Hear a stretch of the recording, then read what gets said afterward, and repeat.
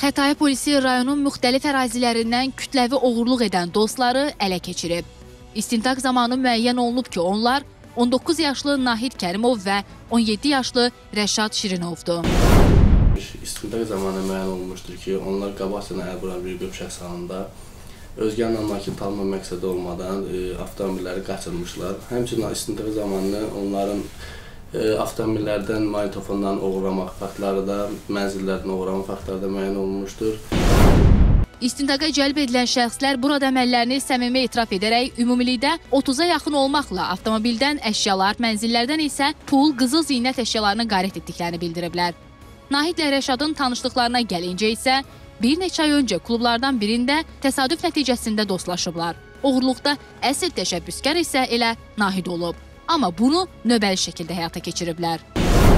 Qabaq pəncərəsini açmışam, oturmuşam, koddan, elə kül qabından açar götürüb kodlayıb gedmişəm.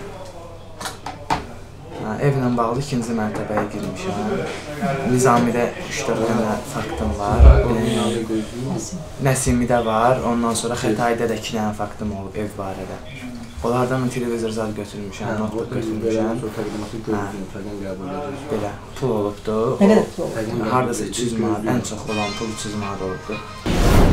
İkinci mərtəbədən, pəncərədən girdim içəri, Xunay. Xunadan keçdim içəri. Elə başa şkaf açdım, şkafda bu var. Güzel var. Onu götürdüm, çıxdım pəncərədən.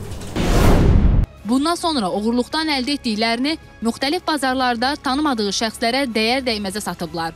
Üstəlik Nahid oğurladıqlarından qazanc əldə etmək üçün sosial şəbəkədə profil də açaraq satış məqsədi ilə elan verib.